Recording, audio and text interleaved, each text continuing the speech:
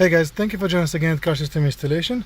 Today I'm going to show you an Apple CarPlay and Android Auto add-on to a factory screen on an Audi A5 2013.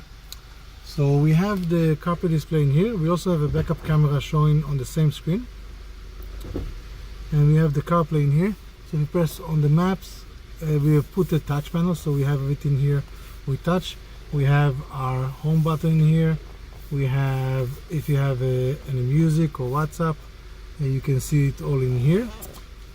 Just the CarPlay feature on your factory screen. Now we're going to show you the Android Auto. We're going to unplug this phone and we're going to plug in another phone that has the Android function on it.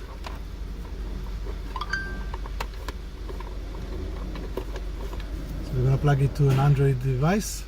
And now we're going to see the Android feature shows us on the factory screen.